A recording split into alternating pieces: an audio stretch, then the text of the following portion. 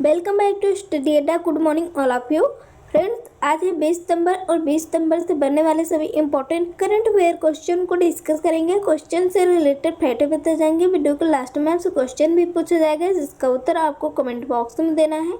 जो लोग चैनल पर नए हैं वीडियो को पहली बार वॉच करें, चैनल को सब्सक्राइब कर लीजिए, बेल आइकन को भी प्रेस करके रखिएगा जिससे सबसे पहले लेटेस्ट वीडियो का नोटिफिकेशन आपको मिल सके और आप वीडियो को तुरंत वॉच कर सकें। ज़्यादा से ज़्यादा लोगों तक वीडियो को शेयर कीजिए और वीडियो पसंद आए तो वीडियो को लाइक भी कीजिएगा। देखते हैं कल के प्रश्न को। कल का प्रश्न क्या है? अभी हाल ही में मेरा परिवार मेरा दायित्व कार्यक्रम किस राज्य ने शुरू किया है? तो ये शुरू किया है महाराष्ट्र सरकार ने। ऑप्शन सी इस क्वेश्चन में सही है। आप सबके द्वारा बिल्कुल सही उत्तर दिया गया है। आज के पहले प्रश्न को देखते हैं। पहला प्रश्न क्या है? अभी हाल ही में विश्व बांस दिवस कब मनाया गया है? ऑप्शन है 18 सितंबर, बी 12 सितंबर, सी 19 सितंबर, डी 20 सितंबर। तो अभी हाल ही में 18 सितंबर को विश्व बांस दिवस मनाया गया है। ऑप्शन इस क्वेश्चन में सही है। वर्ल्ड बम्बू डे 18 सितंबर को अभी हाल ही में मनाया गया है। थीम क्या है? थीम याद रखिएगा, बम्बू नाउ बम्बू नाउ। अब बांस इस बार की थीम है। बहुत ही इम्पोर्टेंट क्वेश्चन है और अच्छा क्वेश्चन है, तो याद रखिएगा। चीन के बाद दुनिया में सबसे बड़ा बांस कल्टीवेटर कौन है? तो भारत है। चीन के बाद सेकंड नंबर पे भारत दुनिया में सबसे बड़ा बांस का कल्टीवेटर है। क्वेश्चन इम्पोर्टेंट है और जो भी बताया जा रहा है एक्स्ट्रा वो भी और भी इम्पोर्टेंट है, याद रखिएगा। 2017 में बांस की श्रेणी से 2017 में बांस को पेड़ की श्रेणी से निकाल करके हटा दिया गया है। अब जो है 2017 से बांस जो है वो पेड़ नहीं है, इसको पेड़ की श्रेणी से निकाल लिया गया है। अब क्या है? अब ये एक घास है। तो याद रखिएगा, बांस अब एक घास है। इसे 2017 से पेड़ की श्रेणी से निकाल दिया गया है, हटा दिया गया है। और आपको बता दें कि जो अभी मनाया गया है 18 सितंबर को विश्व बांस दिवस, वर्ल्ड बम्बू डे, तो ये इसका 11वां संस्करण है। 11वां संस्करण है जो अभी हाल ही में विश्व बांस दिवस 2020 मनाया गया है। क्वेश्चन इंपॉर्टेंट रहेगा आपके एग्जाम के लिए। नेक्स्ट देखते हैं। नेक्स्ट क्या है? अभी हाल ही में ग्लोबल इकोनॉमिक फ्रीडम इंडेक्स 2020 में भारत की रैंक कितनी है? ऑप्शन है 116, बी 115, सी 105, डी 124। बहुत ही इम्पोर्टेंट क्वेश्चन ये भी है क्योंकि इंडेक्स से बहुत ज़्यादा क्वेश्चन आते हैं एग्जाम में। तो इसका आंसर क्या होगा? 105। ऑप्शन सी इस क्वेश्चन में सही है। 105 है ग्लोबल इकोनॉमिक फ्रीडम इंडेक्स 2020 में भारत की रैंक, तो याद रखिएगा। और आपको बता दें कि कनाडा के फ्रेजर इंस्टीट्यूट द्वारा global economic freedom index annual report में भारत 105वें स्थान पे है, जिसे सेंटर फॉर सिविल सोसाइटी द्वारा जारी किया गया है। याद रखिएगा, सेंटर फॉर सिविल सोसाइटी द्वारा इसे जारी किया गया है। और कल के वीडियो में मैंने आपको बताया था एक और क्वेश्चन, इंडेक्स से ही मानव पूंजी सूचकांक ह्यूमन कैपिटल इंडेक्स में भारत की रैंक कितनी है 2020 में? तो 2020 में 116 है और 2019 में 115 थी, ये भी याद रखिएगा। और इस बार के ग्लोबल इकोनॉमिक फ्रीडम इंडेक्स 2020 में चीन की रैंक कितनी है? तो चाइना की रैंक जो है वो कितनी है? वो है 124। इस तरह से ये भी याद रखिएगा, चाइना को भी याद रखिएगा कि ग्लोबल इकोनॉमिक फ्रीडम 2020 में इसकी रैंक 124 है। तो इस तरह से याद रखिएगा। और ये जो विश्व आर्थिक स्वतंत्रता इंडेक्स स्वतंत्रता सूचकांक जो मनाया गया, जो जारी किया गया है, वो कौन सा संस्करण है? तो इस बार जो जारी किया गया है वो 24वां संस्करण है, 24 संस्करण है world global economic freedom index 2020 में। तो बहुत ही मोस्ट इम्पॉर्टेंट क्वेश्चन है। और आपको बता दें कि टॉप पे कौन है? टॉप पे है हांगकांग जो है टॉप पे है। Singapore, New Zealand, Switzerland, USA, China, ये जो 5 देश हैं वो टॉप पे हैं। कौन कौन से? हांगकांग, सिंगापुर, न्यूजीलैंड, स्विट्जरलैंड और अमेरिका। ये टॉप देश हैं ग्लोबल इकोनॉमिक फ्रीडम इंडेक्स 2020 में, तो ये भी याद रखिएगा। और चाइना जो है उसकी रैंक 124वीं है, 124 चाइना की रैंक है। और सबसे कम रैंकिंग किसको मिली है, तो याद रखिएगा अफ्रीकी गणराज्य डेमोक्रेटिक रिपब्लिक ऑफ कांगो और Zimbabwe, Algeria, Iran, Angola, Libya, Sudan और वेनेजुएला है जिन्हें सबसे कम रैंक पे रखा गया है। तो मोस्ट इम्पॉर्टेंट क्वेश्चन है, इसलिए इसको पूरा का पूरा याद रखिएगा। नेक्स्ट देखते हैं, नेक्स्ट क्या है। अभी हाल ही में वैश्विक आयुर्वेद शिखर सम्मेलन का उद्घाटन किसने किया है? Option A Narendra Modi, B Venkaiah Naidu, C Ramesh Pokhriyal Nishank, D Amit Shah. तो ये किया है कौन? उपराष्ट्रपति हैं हमारे देश के वेंकैया नायडू। प्रेजेंट टाइम में इन्हीं के द्वारा वैश्विक आयुर्वेद शिखर सम्मेलन का उद्घाटन किया गया है। ऑप्शन बी इस क्वेश्चन में सही है। इसका उद्देश्य क्या है? आयुर्वेद प्रतिरक्षा मॉडल को वैश्विक स्तर पर पहुंचाना इसका उद्देश्य है। बहुत ही इम्पोर्टेंट ये क्वेश्चन है आपके एग्ज़ाम के लिए, तो ये याद रखिएगा। और कल के वीडियो में मैंने आपको एक क्वेश्चन बताया था, ऐसे ही क्या बताया था मैंने आपको कल के वीडियो में, ये कमेंट करके बताइएगा जिसका उद्घाटन नरेंद्र मोदी जी ने किया था। या तो फिर मैं आपको बता दूं या तो आप कमेंट करके बताइएगा। आप कमेंट करके बताइएगा कि कल के वीडियो में इसी तरह एक उद्घाटन किया गया था बिहार में प्रधानमंत्री नरेंद्र मोदी जी के द्वारा, उसको कमेंट करके आप बताइएगा। ये नेक्स्ट क्वेश्चन को देखते हैं। नेक्स्ट क्या है? अभी हाल ही में विश्व सौर प्रौद्योगिकी शिखर सम्मेलन कब मनाया गया है? ऑप्शन ए 6 सितंबर 2020, बी 8 सितंबर 2020, सी 12 सितंबर 2020, डी 15 सितंबर 2020। विश्व सौर प्रौद्योगिकी शिखर सम्मेलन मनाया गया है अभी हाल ही में। कब ये मनाया गया है? ये मनाया गया है 8 सितंबर को। और इस बार जो ये मनाया गया है पहली बार है, प्रथम बार ये मनाया गया है विश्व सौर प्रौद्योगिकी शिखर सम्मेलन 8 सितंबर 2020 को, और ये इसका पहला संस्करण है। तो ये भी याद रखिएगा, क्वेश्चन इंपॉर्टेंट रहेगा। इंटरनेशनल सोलर अलायंस इसका फुल फॉर्म है ISA इंटरनेशनल सोलर अलायंस इसको इंग्लिश में बोलते हैं। और इसका सम्मेलन 8 सितंबर 2020 में किया गया है और ये इसका पहला सम्मेलन है। तो क्वेश्चन इम्पोर्टेंट बनेगा आपके एग्जाम के लिए। नेक्स्ट देखते हैं, नेक्स्ट क्या है। अभी हाल ही में किस देश ने पीले सागर में 5 उपग्रह को लॉन्च किया है? ऑप्शन ए नेपाल, बी चीन, सी भारत, डी अमेरिका। तो ये लॉन्च किया है चीन ने। ऑप्शन बी इस क्वेश्चन में सही है। यहाँ पे देख लेते हैं पीला सागर कहाँ पे है, तो ये रहा येलो सी, आपको आई होप दिख रहा हो येलो सी। और यहीं पे लॉन्च किया है चाइना ने। आप देख सकते हैं यहाँ चाइना का मैप, चाइना ने लॉन्च किया है अभी हाल ही में 5 सैटेलाइट को पीले सागर में। और ये जो लॉन्च किया गया है लॉन्ग मार्च 11 HY2 को डेबो 3 से लॉन्च किया गया है। यह समुद्र में दूसरे प्लेटफॉर्म पर लॉन्च होने वाला मिशन रॉकेट का पहला व्यावसायिक परीक्षण है, तो ये भी याद रखिएगा। और इसे चाइना ने 5 सैटेलाइट को LOC में लॉन्च किया है। बहुत ही मोस्ट इम्पॉर्टेंट है। और आपको बता दें जो चीन की पीली नदी है वो पीले सागर में ही बहती है, येलो सी में ही बहती है चीन की पीली नदी। तो ये भी याद रखिएगा। चाइना का मैप आप यहाँ पे देख सकते हैं, यहीं पे आपको दिख रहा होगा इंडिया, नेपाल, बांग्लादेश और भूटान, यहाँ पे आप देख सकते हैं। तो ये जो क्वेश्चन है बहुत ही इम्पोर्टेंट है।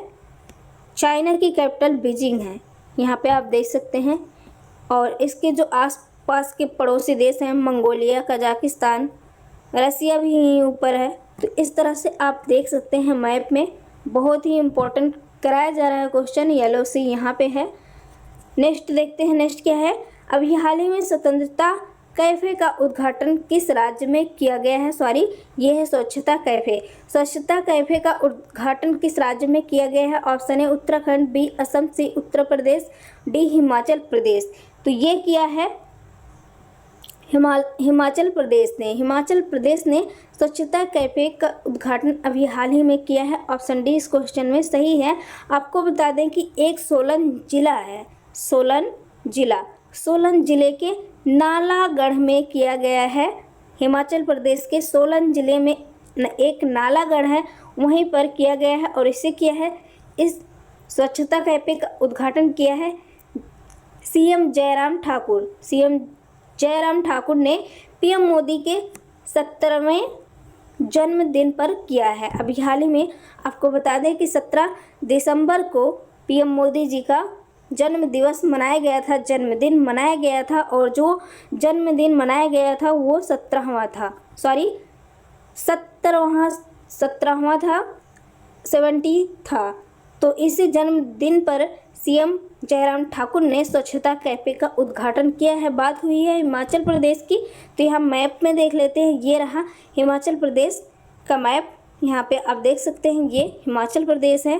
कैपिटल 2 बनाए गए हैं, एक है शिमला जो कि समर कैपिटल है और दूसरा है देहरादून, ये विंटर कैपिटल है। अभी हाल ही में शिमला को बनाया गया है, इसके पहले देहरादून हिमाचल प्रदेश की कैपिटल थी और ये विंटर कैपिटल बन गई है और अभी हाल ही में शिमला बनाया गया है, तो ये समर कैपिटल है। इस तरह से याद रखिएगा। स्टेटहुड की बात करें तो 25 जनवरी 1971 को इसका गठन किया गया था। सीएम है जयराम ठाकुर, गवर्नर हैं बंडारू दत्ता रे। सीएम है गवर्नर है कहाँ के? हिमाचल प्रदेश के। और सीजे यहाँ पे कौन है? तो सीजे भी याद रखिएगा, लिंगप्पा नारायण स्वामी यहाँ के सीजे हैं। लोकसभा सीट है 4, राज्यसभा सीट है 3 और विधानसभा सीट है 68 विधानसभा सीट है। कहाँ पे? हिमाचल प्रदेश में। मैप में देख सकते हैं, ये इंडिया का मैप है। नेक्स्ट देखते हैं, नेक्स्ट क्या है। अभी हाल ही में 13वें ब्रिक्स शिखर सम्मेलन की मेजबानी कौन सा देश करेगा? Option A Brazil, B Russia, C India, D China. तो ये करेगा इंडिया, ऑप्शन सी इस क्वेश्चन में सही है। भारत करेगा 13वें ब्रिक्स शिखर सम्मेलन की मेज़बानी। क्वेश्चन बहुत ही मोस्ट इम्पॉर्टेंट है। और आपको बता दें ब्रिक्स से, तो ये पहले ब्रिक था 2009 में, ये ब्रिक था, ब्रिक्स नहीं था, इसमें एस नहीं था, यानी कि साउथ अफ्रीका इसमें नहीं था और ये ब्रिक के रूप में इसकी स्थापना की गई थी 2009 में। उसके बाद 2010 में इसमें साउथ भी शामिल कर लिया गया, साउथ अफ्रीका को भी शामिल कर लिया गया। कब किया गया था? तो याद रखिएगा 2010 में। तब से ये ब्रिक्स के नाम से जाना जाता है। साउथ अफ्रीका को शामिल किया गया था, दक्षिण अफ्रीका को शामिल किए जाने के बाद इसे क्या कहा जाने लगा? ब्रिक्स कहा जाने लगा 2010 से। ब्राज़ील, रसिया, इंडिया, चाइना और साउथ अफ्रीका इसके देश हैं। कि कुल कितने हैं? 5 देश हैं, कल भी मैंने आपको बताया था, तो इस तरह से याद रखिएगा। ब्राज़ील, रसिया, इंडिया, चाइना, साउथ अफ्रीका, ये ब्रिक्स देश हैं। बहुत ज़्यादा पूछा जाता है कि ब्रिक्स देश में क्वेश्चन इस तरह से पूछा जा सकता है एग्जाम में, कैसे क्वेश्चन बनता है आपको बता दें कि ब्रिक्स देशों में कौन सा देश शामिल नहीं है। 4 ऑप्शन दिए रहते हैं और उसी में से एक टिक लगाना रहता है कि क्या नहीं है। नहीं में क्वेश्चन ज़्यादा पूछा जाता है, तो याद रखिएगा 5 देश ब्राज़ील, रसिया, इंडिया, चाइना और साउथ अफ्रीका ब्रिक्स के देश हैं। और ये जो है इस बार जो होगा वो इसका 13वां शिखर सम्मेलन होगा, 13वां संस्करण होगा और इसकी मेज़बानी इंडिया करेगा। नेक्स्ट देखते हैं, नेक्स्ट क्या है। अभी हाल ही में पोर्ट ब्लेयर हवाई अड्डे पर नई एकीकृत टर्मिनल बिल्डिंग का निर्माण किया जा रहा है, यह कब तक तैयार हो जाएगा? ऑप्शन ए 2020 तक, बी 2021 तक, सी 2022 तक, डी 2030 तक। तो ये 2021 के मध्य तक तैयार हो जाएगा। ऑप्शन बी इस क्वेश्चन में सही है। इसे ही अभी हाल ही में पोर्ट ब्लेयर हवाई अड्डे का नाम चेंज करके क्या कर दिया गया है? तो याद रखिएगा, वीर सावरकर अंतर्राष्ट्रीय हवाई अड्डा कर दिया गया है। और इसी का जो टर्मिनल बिल्डिंग निर्माण की जा रही है इस पे, तो ये 2021 के मध्य तक तैयार की जाएगी। और 2030 तक मलेरिया को लक्ष्य रखा गया है पूरी तरह से मलेरिया को समाप्त करने की। तो ये क्वेश्चन बहुत ही इम्पोर्टेंट रहेगा। क्वेश्चन यूपीपीसीएस में भी इसी तरह से पूछा जाता है, पूछ लिया जाएगा कि मलेरिया को कब तक पूरी तरह से हटाने मुक्त करने का लक्ष्य रखा गया है? तो ये 2030 तक रखा गया है। नेक्स्ट देखते हैं, नेक्स्ट क्या है। अभी हाल ही में सिंधु जल संधि की 60वीं वर्षगांठ कब मनाई गई है? मोस्ट इम्पोर्टेंट क्वेश्चन है फ्रेंड्स, याद रखिएगा। सिंधु जल संधि की 60वीं वर्षगांठ मनाई गई है। ऑप्शन 20 सितंबर, सी 19 सितंबर, बी 19 सितंबर, सी 18 सितंबर, डी 22 सितंबर। तो अभी हाल ही में 19 सितंबर को सिंधु जल संधि की 60वीं वर्षगांठ मनाई गई है। मोस्ट इम्पॉर्टेंट क्वेश्चन है ये आपके एग्जाम के लिए। आगे जो बताया जा रहा है ये और भी इम्पोर्टेंट है, ध्यान रखिएगा। सिंधु जल संधि जो हुई थी वो 1960 में हुई थी। इसका जो समझौता किया गया था सिंधु जल संधि का 1960 में किया गया था। किसके किसके बीच में किया गया था? इंडिया और पाकिस्तान के बीच में किया गया था, भारत और पाकिस्तान के बीच में।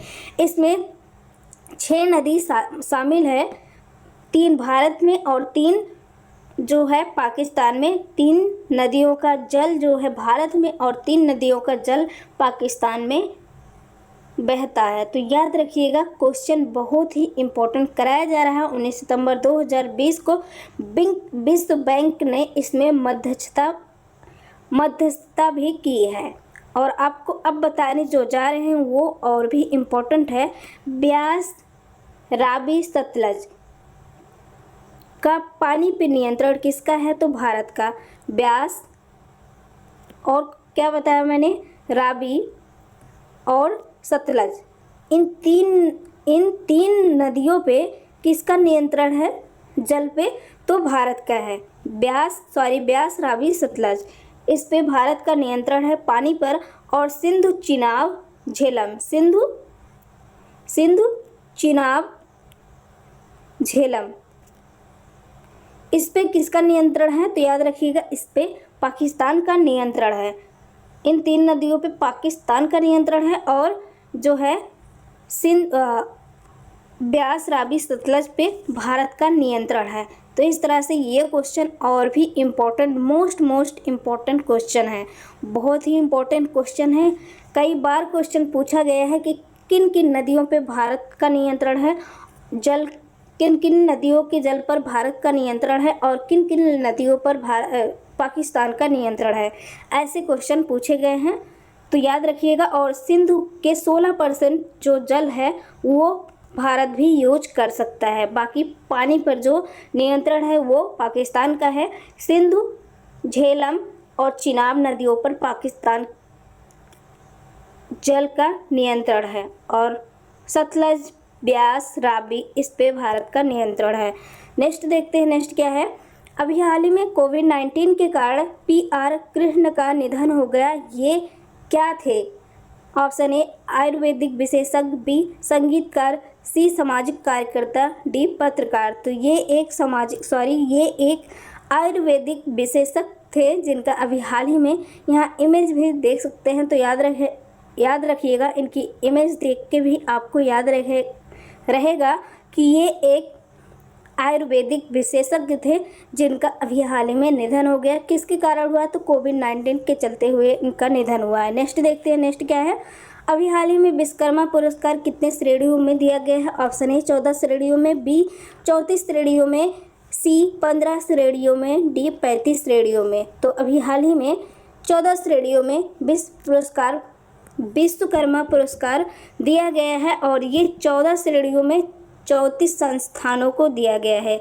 34 संस्थानों को दिया गया है, तो ये याद रखिएगा 14 श्रेणियों में 34 संस्थानों को विश्वकर्मा पुरस्कार दिया गया है और ये दिया गया है शिक्षा मंत्री रमेश पोखरियाल निशंक के द्वारा।